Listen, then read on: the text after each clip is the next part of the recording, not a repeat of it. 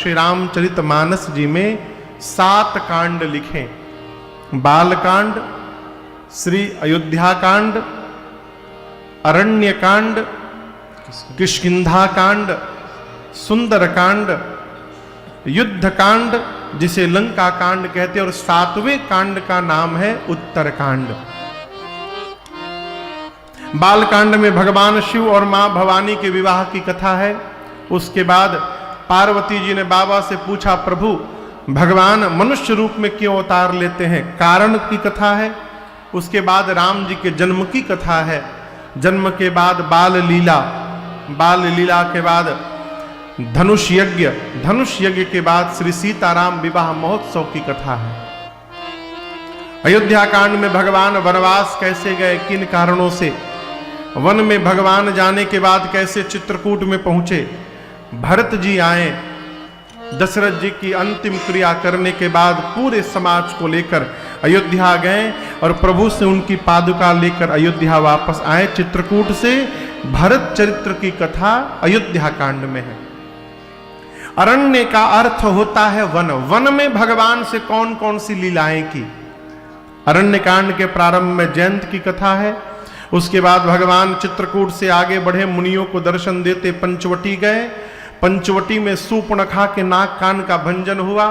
फिर भगवान ने खरदूषण का वध किया। रावण आया, मेरी मां का हरण करके मारीच के सहयोग से ले गया।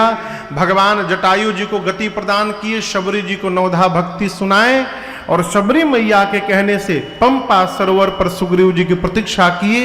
इतनी कथा अरण्य कांड में है। इसके बाद है किष्किंधा कांड। किष्किंधा के राजा है बाली। भगवान सुग्रीव से मिले, सुग्रीव के लिए प्रभु ने बाली को गति प्रदान की। भगवान वहीं प्रवर्षण पर्वत पर चतुर्मास बिताते हैं। सीता जी का अन्वेषण करने के लिए सुग्रीव जी ने कपियों को भेजा है। ये कथा किष्किंधा कांड में है। हनुमान जी महाराज मैया का पता लगाने गए, कहां, लंका में, पता लगाकर आए। ये पूरी कथा सुंदर कांड में समाहित है। इसके बाद सीता मैया का पता लग गया। भगवान कपियों की सेना को लेकर समुद्र पर सेतु बंधन करके लंका में प्रवेश किए और रावण जैसे आताताई से विश्व को मुक्ति प्रदान कराए। युद्ध कांड में युद्ध की कथा है, कैसे भगवान ने लंका पर विजय प्राप्त किया। ये पूरी कथा लंका कांड में है। इसके बाद उत्तर कांड में भगवान अयोध्या वापस पहुंचे हैं।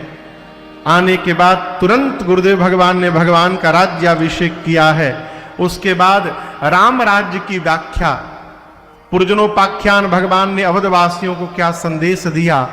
शंकर जी से पार्वती जी पूछती हैं, प्रभु गरुण जी महाराज क्यों कथा श्रवण करने गए काकभुशुंडी जी के पास। तो ये काकभुशुंडी गरुण संवाद, ये पूरी कथा उत्तर कांड में गोस्वामी जी ने समाहित किया है।